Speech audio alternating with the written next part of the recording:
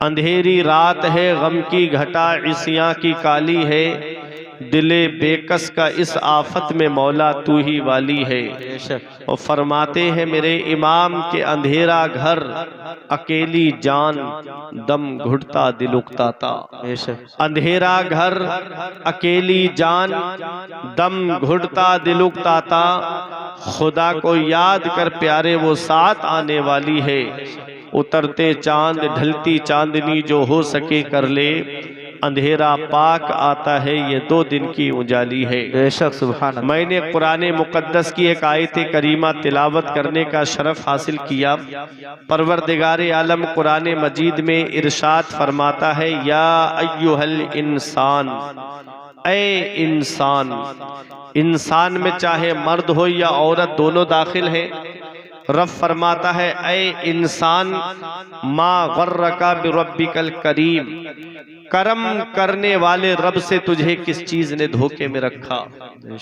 अल्लाह कितना करम करता है अपने बंदों पर, अल्लाह कितना मेहरबान है अपने बंदों पर। आज अगर बेटा बाप का कहना ना माने तो बाप अपने बेटे से कहता है इसको शाम को खाना मत देना, इसने मेरा कहना नहीं माना। बेटा अगर माँ का कहना ना माने तो माँ कहती है कि इसके दोपहर का खाना बंद।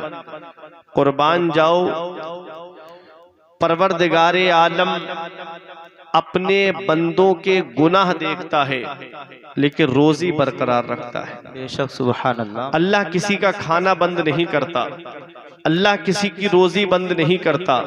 शेख सादी अलैहि रहमा फरमाते हैं, खुदाए रास्त मुसल्लम बुजुर्ग बारियो हिल्म के जुर्म बीनत व नान बरकरार मीदारत। तमाम बढ़ाई है अल्लाह के लिए कि जो बंदों के गुनाह देखता है लेकिन रोजी बरकरार रखता है।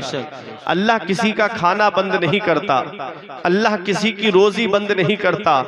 हम गुनाह पे गुनाह किए जा रहे हैं, हम नाफरमानी पे नाफरमानी किए जा रहे हैं। मेरे रब ने किसी का खाना बंद नहीं किया, मेरे रब ने किसी की रोजी बंद नहीं की। अल्लाह कितना मेहरबान है अपने बंदों पर। आओ मैं आपको बताता हुआ चलूं, हजरत इब्राहीम अला नबीना अलैहि सलातो वस्सलाम की ये आदत थी कि आप मेहमान के साथ में खाना तनावुल फरमाते थे। मेहमान का आना बरकत की निशानी है, मेहमान का आना ये बरकत की अलामत है। मौला अली शेर खुदा फरमाते हैं, किसी को ये पता लगाना है कि उसके घर में बरकत है या नहीं तो वो देख ले उसके घर मेहमान आते हैं कि नहीं आते हैं। मेहमान आते हैं तो समझ ले कि उसके घर में बरकत है। ऐ लोगों, मेरे आका इरशाद फरमाते हैं कि मेहमान अपनी किस्मत का रिस्क अपने साथ लेकर के आता है। इब्राहीम अलैहिस्सलाम मेहमान के साथ में खाना तनाबुल फरमाते थे। एक दिन ऐसा मेहमान आया, आपने कहा अल्लाह का नाम ले और खा, यानी बिस्मिल्लाह शरीफ पढ़ के खाना खा। उसने कहा कि मैं अल्लाह का नाम नहीं लूंगा, खाना खिलाना हो तो खिलाओ। आपने फरमाया अल्लाह का नाम नहीं लेगा तो मैं तुझे अपने दस्तरखान पे नहीं बैठने दूंगा। वो उठा और चला गया। हजरत इब्राहीम अला नबीना अलैहि सलातो वस्सलाम अल्लाह के नबी हैं, अल्लाह के पैगंबर हैं। वही आती है कि ऐ मेरे खलील, ऐ मेरे पैगंबर, इसने एक मर्तबा तुम्हारे सामने अल्लाह का नाम नहीं लिया तो तुमने इसको खाना नहीं खिलाया। ये बूढ़ा हो गया, इसने आज तक मेरा नाम नहीं लिया, मैंने इसका खाना बंद नहीं किया, बेशक मैंने इसकी रोजी बंद नहीं की। अल्लाह कितना मेहरबान है, अल्लाह की कितनी नेमतें हैं। अल्लाह अपनी नेमतों के बदले हिसाब ले तो कोई जन्नत में नहीं जाएगा, अल्लाह अपने फजल से हिसाब लेगा। इमाम इश्क व मोहब्बत कहते हैं, करीम अपने करम का सदका लई में बेकदर को न शर्मा, तू और रजा से हिसाब लेगा, रजा भी कोई हिसाब में है। उठा दो पर्दा, दिखा दो चेहरा कि नूरे बारी हिजाब में है।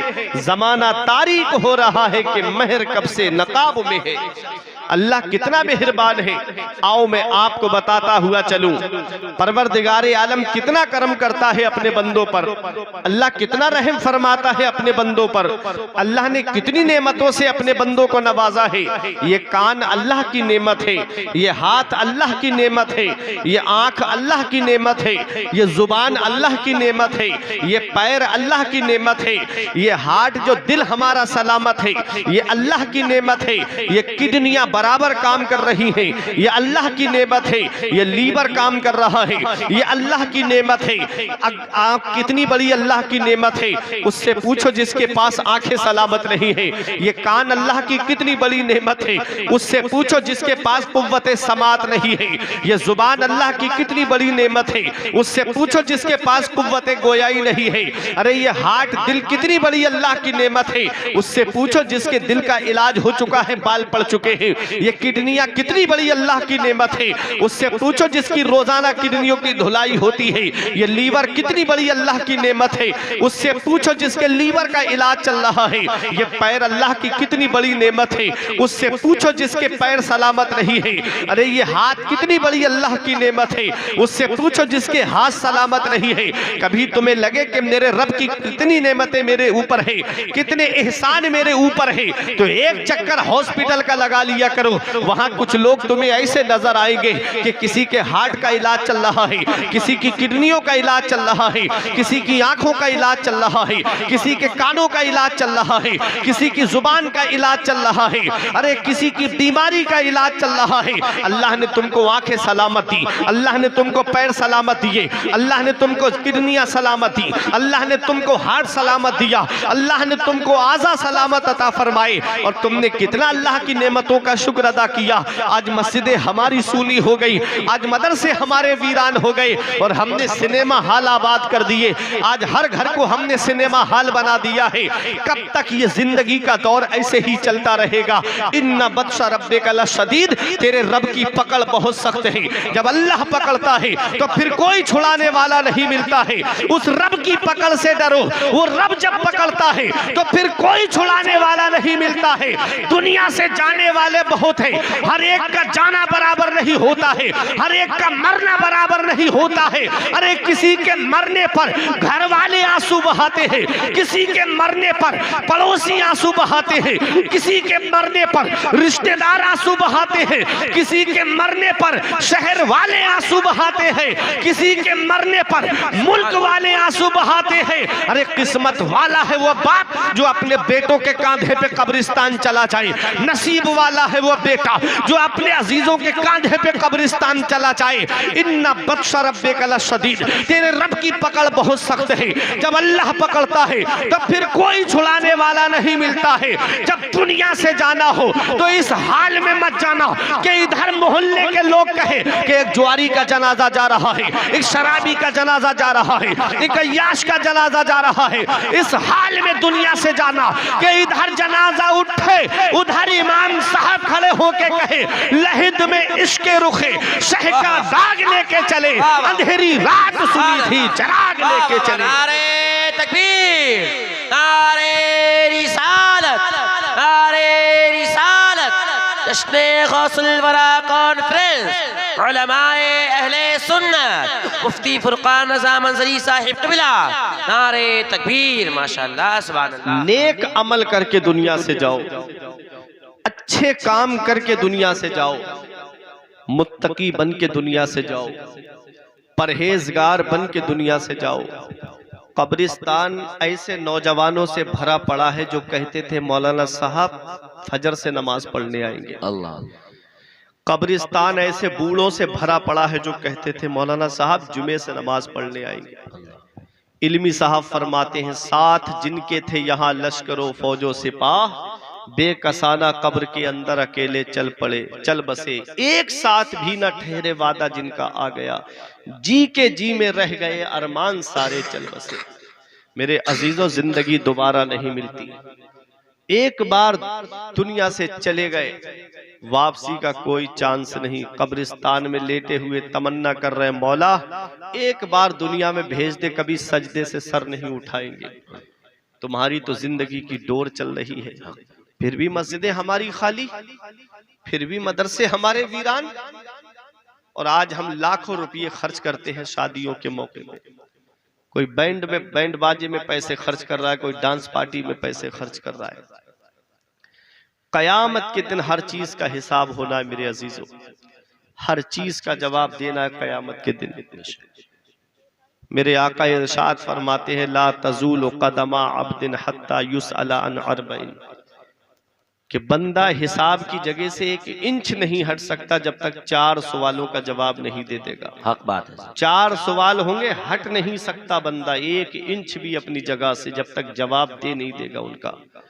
और ये होगा सवाल, क्या सवाल होगा? अन उम्रिही फी मा अफना हो, उसकी उम्र के बारे में पूछा जाएगा, ये उम्र तूने कहां पर गुजारी। जवानों से जवानी के बारे में पूछा जाएगा। अन शबाबिही फी मा अबला हो, जवानों से उसकी जवानी के बारे में पूछा जाएगा कि ये जवानी जो दीवानी होती है इसको तुमने कहां खड़े होकर के गुजारा। इस जवानी को शराब की अड्डों पे तो नहीं गुजारा, इस जवानी को जूहे के अड्डों पे तो नहीं गुजारा, कहां गुजारा इस जवानी को? क्या कहोगे कि मौला इस जवानी को हम शराब की नजर करके आए? क्या कहोगे इस जवानी को जिना की नजर करके आए? क्या जवाब दोगे कि इस जवानी को हमने जो है वो अय्याशियों की जगह पे खर्च किया? जवानी जो दीवानी होती है, कर जवानी में इबादत काहिली अच्छी नहीं, जब बुढ़ापा आ गया कुछ बात बन पड़ती नहीं। आगाह अपनी मौत से कोई बशर नहीं, सामान 100 बरस का है पल की खबर नहीं। सुभान अल्लाह, सुभान। चंद दिन की जिंदगी है। मैंने बच्चों को दुनिया से जाते हुए देखा, मैंने जवानों को दुनिया से जाते हुए देखा, मैंने बूढ़ों को दुनिया से जाते हुए देखा। और मेरे अजीजों, मेरे बुजुर्गों, एक पैगाम देता हूं, ये जिंदगी की डोर चल रही है, इसे गनीमत जानो। आज जिस औलाद को मोबाइल चलाने से फुर्सत नहीं मिलती, वो क्या तुम्हारी कब्र पे जाके कुरान पढ़ेगी? आज जिस औलाद को व्हाट्सएप, फेसबुक, इंस्टाग्राम से फुर्सत नहीं मिलती, वो क्या तुम्हारी कब्र पे जाकर के ईसाले सवाब करेगी? हमारे बुजुर्गों ने कहा, अक्लमंद इंसान वो है जो अपनी नेकी खुद करके जाए, और सबसे बड़ा बेवकूफ इंसान वो है जो अपनी नेकी दूसरों पे डाल करके जाए। क्या पता मरने के बाद औलाद ने कुरान खानी कराई या नहीं कराई, क्या पता मरने के बाद औलाद ने ईसाले सवाब किया या नहीं किया, पता नहीं मरने के बाद कि औलाद कब्र पे फातिहा पढ़ने आई कि नहीं आई। इसलिए पहले ही अपना नामा आमाल तैयार करो। इल्मी साहब फरमाते हैं, पढ़ के तू कुरान को अब जमा कर ले कुछ सवाब, कब्र पर फिर कौन आए फातिहा के वास्ते। काम वो कर ले प्यारे जिसके 22 कब्र में बागे रिजवा से खुले खिड़की हवा के वास्ते। काम दोजक के किए जन्नत का है उम्मीदवार, कसरे जन्नत तो बना है पारसा के वास्ते। तुम क्या समझते हो जलसे में आ गए, एक बार हाथ उठा के नारा लगा दिया तो जन्नत मिल जाएगी? जन्नत मिलना इतना आसान नहीं है जितना आज तुम लोगों ने सोच रखा है। अल्लाह फरमाता है, अम हसिबतुम अन तदखुलुल जन्नता, क्या तुम ये गुमान करे बैठे हो कि जन्नत तुम्हें इतनी आसानी से मिल जाएगी? अगर जन्नत मिलना इतना आसान होता तो आज जिस गौसे आजम के जिक्र की महफिल में आप बैठे हो, शेख सादी अलैहि रहमान ने गुलिस्ता के दूसरे बाब की दूसरी हिकायत में लिखा कि सुबह के वक्त कोई काबे का गिलाफ पकड़ के रो रहा था, और रोने की आवाज ऐसी दर्द भरी कि जो सुने वो भी रोने लगे। रोने वाला रो के कह रहा था, मौला मेरी नेकियां अपनी बारगाह में कबूल फरमा ले, मेरे नेक आमाल अपनी बारगाह में कबूल फरमा ले। मौला मेरी नेकियां तेरी बारगाह में कबूल नहीं तो कयामत में मुझे नाबीना करके उठाना, कयामत में मुझे अंधा करके उठाना। किसी ने पूछा, ओ इस तरह रो के अपने रब को मनाने वाले, तेरा नाम क्या है? तो रोने वाले ने कहा था, अना अब्दुल कादिर जीलानी, मेरा नाम अब्दुल कादिर जीलानी है। कहा, ये क्यों कह रहे हो कयामत में नाबीना करके उठाना? कहा, इसलिए कि कयामत में नेकोकार बंदे होंगे, परहेजगार होंगे, वहां अंबिया और सालेहीन और सिद्दीकीन और शुहदा होंगे। मेरे नेक अमाल रब की बारगाह में कबूल नहीं तो मैं उनके सामने शर्मिंदा हो जाऊंगा, इसलिए कह रहा हूं मौला मुझे नाबीना करके उठाना। ये कौन कह रहा है? ये अपने वक्त का गौसे आजम कह रहा है। तब तक कोई वली बनता ही नहीं है जब तक गौसे आजम के दस्तखत नहीं हो जाते। ये विलायत का बजट गौसे आजम की बारगाह से पास होता है। कौन गौसे आजम है? तारीख उठा करके आप देखिएगा, वो सरकार गौसे आजम है कि जिनके सर की शान तो अलग है, गर्दन की शान तो अलग है, सीने की शान तो अलग है। मेरा इमाम कहता है सर भला क्या कोई जाने के है कैसा तेरा, सर भला क्या कोई जाने के है कैसा तेरा, औलिया मलते हैं आंखें वो है तलवार से। सुभान अल्लाह, सुभान अल्लाह। बहुत इंसान के जिस्म में सबसे ऊंचा हिस्सा सर है और सबसे नीचा हिस्सा तलवा है। गौसे आजम के तलवे की ये शान है। सर की शान तो अलग है, गर्दन की शान तो अलग है, सीने की शान तो अलग है, आपके तलवे की ये शान है कि औलिया मलते हैं आंखें वो है तलवा तेरा। शुक्र के जोश में जो है वो तुझे क्या जाने, खिज़र के होश से पूछे कोई रुतबा तेरा। सुभान अल्लाह। कौन गौसे आजम है? आपके एक मुरीद का कहना है, मैंने अपनी आंखों से देखा कि मेरे शेख ने 40 साल इशा के वुजू से फजर की नमाज पढ़ी है और उन्हीं 40 साल में 15 साल इस हाल में गुजारे हैं कि आप एक पैर जमीन पे रखते, एक खड़ा करते और किसी लकड़ी का सहारा लेते, पूरी रात में एक कुरान शरीफ मुकम्मल तिलावत फरमा लिया करते थे। नेपाल में रहने वालों, बताना मकसद ये है कि 40 साल गौसे आजम की पीठ बिस्तर से नहीं लगी, पूरी पूरी रात अल्लाह की इबादत करते थे। आज हम दिन को भी सोते हैं, हम रात को भी सोते हैं। फजर में अजान हो रही है, पड़े पड़े बिस्तर पे सो रहे हैं। इशा में अजान हो रही है, चौराहों पे बैठे हुए हैं। जोहर में अजान हो रही है, अपने कारोबार में मस्त है। असर में अजान हो रही है, हम दुकानों पे बैठे हैं। मगरिब में मुअज्जिन पुकार के कह रहा हय्या अलस सला, आओ नमाज की तरफ, हय्या अलल फला, आओ कामयाबी की तरफ। हम हैं कि बैठ करके इधर उधर की बातें कर रहे हैं। याद रखो, गौसे आजम का जिक्र सुनने वालों, करामतें आपने बहुत सुनी होंगी और सरकार गौसे आजम कसीरुल करामात है। इब्ने तैमिया का बयान है कि हुजूर गौसे आजम की करामतें हद तवातुर को पहुंच गई है, उनको कोई गिन ही नहीं सकता, शुमार ही नहीं कर सकता। आओ जरा सुनते हुए चलो, उनकी जिंदगी के लम्हात को आप देखिएगा। जिस जिस तरीके से इस्लाम की खिदमत होती है, गौसे आजम ने हर वो तरीका अपनाया है। सरकार गौसे आजम ने पहले इल्म हासिल किया है, दरस्तुल इल्म हत्ता सिरतु कुतुबा। मेरे गौस फरमाते मैंने इल्म हासिल किया, अल्लाह ने मुझे कुतुब बना दिया। कितना इल्म हासिल किया होगा गौसे आजम ने? 18 साल तक कस्बा जीलान के कुर्बो जवार में तालीम हासिल करते रहे और 18 साल की उम्र जब आपकी होती है तब अपनी वालिदा से इजाजत लेकर के बगदाद जाने की तमन्ना जाहिर करते हैं। माँ भी अल्लाह की नेक बंदी थी। माँ ने कहा बेटा तुम किसी और काम के लिए इजाजत मांगते तो नहीं जाने देती, तुमने इजाजत मांगी है तो नाना के दीन को हासिल करने की मांगी है, इसलिए मैं तुम्हें रोक नहीं सकती, जाओ मेरे लाल। देखो माँ के कितने एहसान है औलाद के ऊपर, लेकिन गौसे आजम की वालिदा है जिन्होंने अपने एहसान नहीं गिनाए गौसे आजम के सामने। मेरे लाल मेरा ये एहसान तेरे ऊपर है, मेरे लाल मैंने ये एहसान किया है तेरे ऊपर, अपने एहसान नहीं गिनाए। मदीने वाले मुस्तफ़ा फरमाते हैं माँ के 3 एहसान ऐसे हैं कि औलाद पूरी जिंदगी माँ की खिदमत करे तब भी माँ के उन एहसानों का बदला नहीं चुका सकती। पहला एहसान ये है माँ का कि वो 9 महीने अपने शिकम में रखती है। कितनी परेशानियां उठाती है एक माँ, कितनी दिक्कतों का सामना करती है एक माँ। आज अगर 2 किलो का पत्थर हमारे पेट पे बांध दिया जाए, हमको रात में नींद नहीं आएगी, हमको खाना खाना दुश्वार हो जाएगा, हमारे आराम में खलल पड़ जाएगा। जरा सोचो 9 महीने हमारा बोझ लेकर के माँ ने कैसे घर में खाना बनाया होगा, कैसे घर का कामकाज किया होगा, कितनी परेशानियों का सामना किया होगा एक माँ ने। अल्लाह अकबर। गौसे आजम की वालिदा ने अपने एहसान नहीं गिनाए। क्या बात, तवज्जो दीजिएगा आप मेरी तरफ। मदीने वाले मुस्तफ़ा फरमाते 3 एहसान माँ के ऐसे हैं कि औलाद पूरी जिंदगी माँ की खिदमत करे तब भी उन एहसानों का बदला नहीं चुका सकती। पहला एहसान कि वो 9 महीने अपने शिकम में रखती है। दूसरा एहसान माँ का ये है कि वो औलाद को जन्म देती है। बाज औरतों का बच्चे की पैदाइश के वक्त इंतकाल हो जाता है। तीसरा एहसान माँ का ये है कि वो 2 साल तक अपना खून जिगर औलाद को दूध की शक्ल में पिलाती है।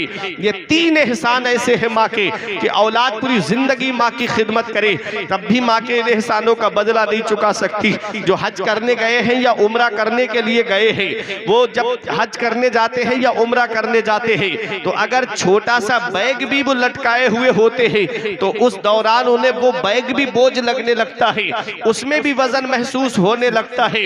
एक सहाबी मेरे आका की बारगाह में आए, अर्ज करते हैं या रसूल अल्लाह, मैंने अपनी माँ को अपने पुश्त पर बिठा करके मैंने अपनी माँ को काबे का तवाफ कराया है, पूरा हज कराया है या रसूल अल्लाह, क्या मैंने अपनी माँ के एहसानों का बदला चुका दिया? नबी फरमाते हैं तेरी पैदाइश के वक्त जो तेरी माँ को दर्द उठे थे, उन दर्दों में से अभी एक दर्द का बदला नहीं चुकाया है। अल्लाह अकबर। आज औलाद जवान हो जाए, 4 पैसे क्या कमाने लगे कि वो माँ बाप का बिस्तर घर से बाहर कर देती है। आज माँ बाप एक एक पैसे के लिए परेशान है, आज माँ बाप एक एक पैसे की दवाई के लिए परेशान है। और बेटा कोई नैनीताल की सैर करता नजर आ रहा है, कोई दार्जिलिंग की सैर कर रहा है, कोई शिमला मसूरी में घूमता हुआ नजर आ रहा है, कोई कश्मीर की सैर करता हुआ नजर आ रहा है। माँ बाप एक एक पैसे के लिए परेशान है। और बेटा है कि जाकर के होटलों को वेटरों को टिप देकर, होटलों में वेटरों को टिप दे करके आ रहा है। इधर माँ बाप एक एक पैसे की दवाई के लिए परेशान है और बेटा अजमेर की बड़ी डेग में पैसे डाल के आ रहा है। सुनो, नबी इरशाद फरमाते हैं जिससे उसके माँ बाप राजी है उससे अल्लाह राजी, उसका रसूल राजी। और जिससे माँ बाप नाराज है उससे ना अल्लाह राजी ना उसका रसूल राजी। अरे घर में रूठे हुए माँ बाप को मना लो।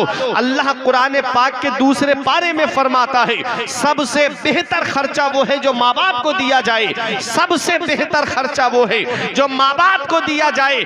500 रुपए कमा के लाते हो, 100 रुपए माँ बाप को दे दो खर्चे के लिए, वो दुआएं देंगे। अल्लाह उन 400 रुपए में इतनी बरकत अता फरमाएगा कि तुम्हारी नस्लें खाएंगी तब भी वो बरकत खत्म नहीं होगी। बेशक, सुभान अल्लाह, बहुत उम्दा। बेशक, लेकिन होता क्या है, आज माँ बाप एक एक पैसे के लिए परेशान है, आज माँ बाप एक एक पैसे की दवाई के लिए परेशान है।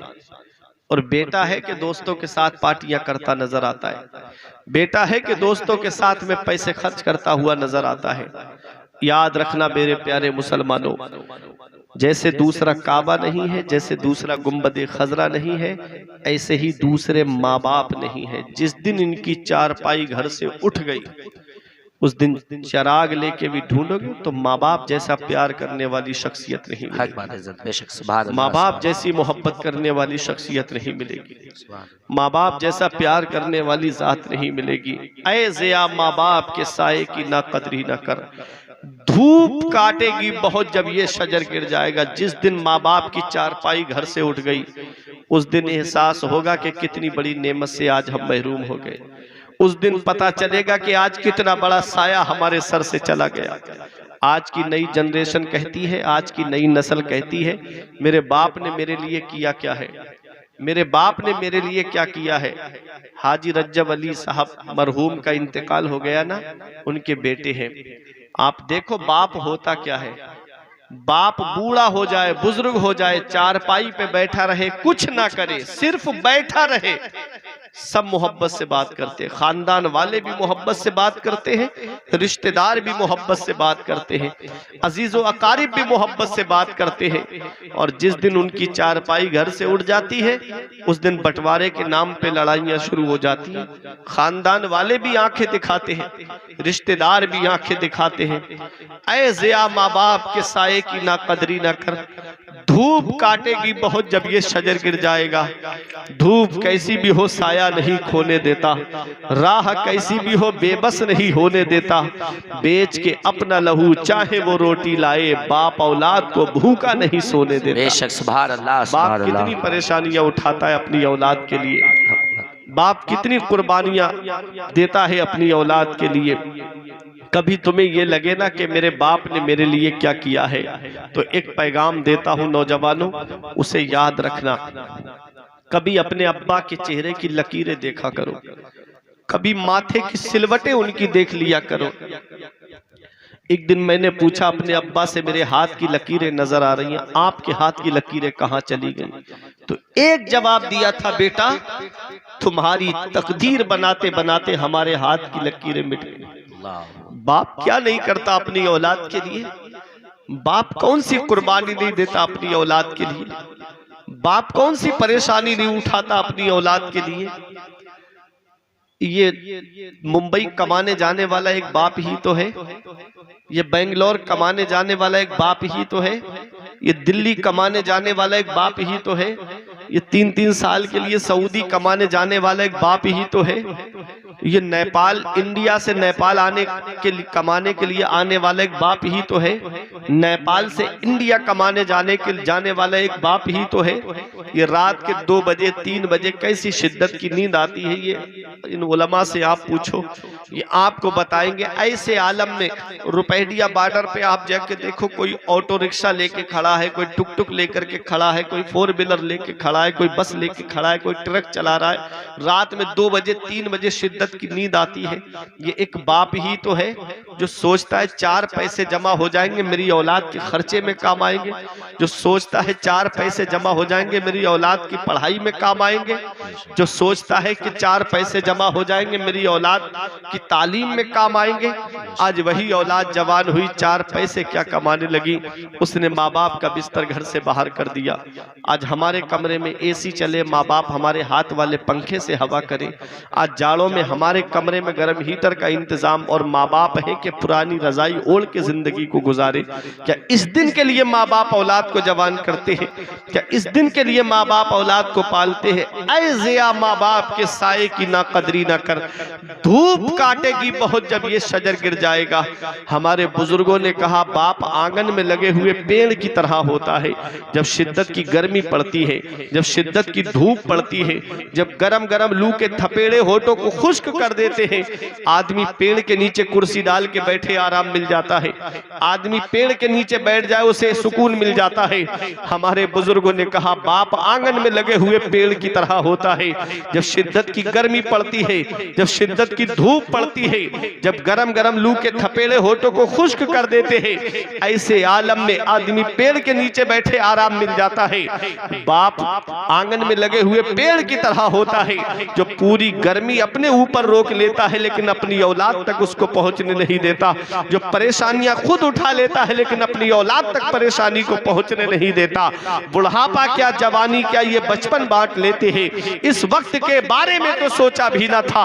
बेटों से ज़ईफी में हुई खत्म रसाई, घर बार तो बांट लिए शौक से फुरकान, हिस्से में किसी के मगर मां नहीं आई। वक्त ठुकरा देगा एक दिन मेरी सारी ये कुर्बानियां, दामने उम्मीद में फकत नाकामियां रह जाएंगी। शादियों के बाद तो बेटे अलग हो जाएंगे, बाप के हाथों में फकत बैसाखियां रह जाएंगी। बुढ़ापा क्या, जवानी क्या, ये बचपन बांट लेते हैं। न होगा दिल में गुंजाइश तो आंगन बांट लेते हैं। नहीं मंजूर हिस्से में किसी बेटे को अपनी माँ, मगर आपस में बूढ़ी माँ के कंगन बांट ले। वाह वाह वाह, सुभान अल्लाह सुभान अल्लाह। नहीं मंजूर हिस्से में किसी बेटे को अपनी माँ, मगर आपस में बूढ़ी माँ के कंगन बांट लेते हैं। आका के वसीले से कभी तो नमाज से औलाद माँ ने मांगी थी बंदा नवाज से। अब्बा की आंख का जो चश्मा न ला सके, मैयत पे आ रहे हैं हवाई जहाज से। ये हाल है आज की औलाद का, ये हाल है आज की औलाद का। अब्बा की आंख का जो चश्मा न ला सके, मैयत पे आ रहे हैं हवाई जहाज से। और दिया था अब्बा ने जो एक झूमर बेच डाला था, खुशी से अपने अरमानों का दफ्तर बेच डाला था। बुलंदी मिल गई तो भूल बैठे हैं वही बेटे, कभी जिनके लिए अम्मी ने जेवर बेच डाला था। बुलंदी मिल गई तो भूल बैठे हैं वही बेटे, कभी जिनके लिए अम्मी ने जेवर बेच डाला था। बाप क्या है इसका पता हमें तब चलता है जब हम खुद बाप बनते हैं। जब खुद की औलाद होती है ना, तब पता चलता है कि बाप क्या होता है। जब खुद की औलाद की तबीयत खराब हो जाए, रात की नींदें उड़ जाती है हमारी, हम नेपाल के डॉक्टरों को दिखाते, यहाँ फायदा नहीं होता, लखनऊ लेके जाते हैं, वहाँ फायदा नहीं होता, दिल्ली एम्स वगैरह में लेके जाते हैं। क्या कहते हैं डॉक्टर साहब, जमीन बिके तो बिक जाए, मकान बिके तो बिक जाए, प्रॉपर्टी चली जाए, लेकिन मेरी औलाद को कुछ नहीं होना चाहिए। आज वही बेटा जब जवान हुआ, 4 पैसे क्या कमाने लगा, आज वो अपने अब्बा की कुर्बानियों को भूल गया। आज अपने अब्बा के उन एहसानों को उसने फरामोश कर दिया। अरे नादान, आज जब तुम्हारी औलाद बीमार पड़ी तुम परेशान हो गए। कभी अपने बचपन पे गौर कर लेते, जब बचपन में तुम बीमार हुए थे, यही तुम्हारा बूढ़ा बाप है जिसके पैर में चप्पल सलामत नहीं होती, अपने तुमको डॉक्टरों के पास लेकर गया। यही तुम्हारी माँ है जिस जिसने सर्दी में अपनी चादर तुमको उड़ा दी, खुद तो ठिठरती रही लेकिन तुमको सर्दी नहीं लगने दी। रास्ते में अगर दरिया आ गया तो माँ ने अपने बेटे को ऊपर उठाया, खुद तो भीग गई लेकिन अपनी औलाद को भीगने नहीं दिया। आज वही औलाद जवान हुई, 4 पैसे कमाने लगी, माँ बाप का बिस्तर घर से बाहर कर दिया जाता है। याद रखना प्यारे मुसलमानों, एक पैगाम दे करके जा रहा हूँ। ये ईसाले सवाब की महफिल है, पैगाम दिल की तख्ती पे लिख करके ले जाना। मौलाना रूम फरमाते हैं, अगर तुम चाहते हो कि बुढ़ापे में जिंदगी सुकून से गुजर जाए तो अपने माँ बाप की खिदमत करना, माँ बाप की खिदमत करना। तुम अपने माँ बाप के साथ में हुस्ने सुलूक करोगे, भलाई करोगे, खिदमत करोगे तो तुम्हारी औलाद तुम्हारे साथ भलाई करेगी। अगर तुमने अपने माँ बाप के साथ भलाई नहीं की है तो बुढ़ापे में ये उम्मीद लगा के मत बैठना कि तेरी औलाद तेरा सहारा बन जाएगी। रूठे हुए माँ बाप को मना लो। उलमा फरमाते हैं, माँ बाप के पैर पकड़ करके भी राजी करना पड़े तो माँ बाप को राजी कर लो। जो दुआएं कराते हुए फिर रहे हो, मैं बरेली शरीफ से आया, हजरत दुआ कर देना मेरे लिए। कारी नूर आलम साहब मिले, कहा हजरत दुआ कर देना हमारे लिए। ये उलमा मिले, आपने कहा दुआ कर दो हजरत हमारे लिए। पीर साहब मिले, हजरत दुआ कर दो हमारे लिए। इतनी जल्दी न किसी पीर की दुआ कबूल होगी, न किसी मौलाना की दुआ कबूल होगी, न किसी हाफिज की दुआ कबूल होगी। जितनी जल्दी औलाद के हक में उसके माँ बाप की दुआ कबूल होती है। नबी फरमाते हैं, माँ बाप की दुआ औलाद के हक में ऐसे कबूल होती है जैसे नबियों की दुआ उम्मत के हक में कबूल हो। सुभान अल्लाह, सुभान अल्लाह, सुभान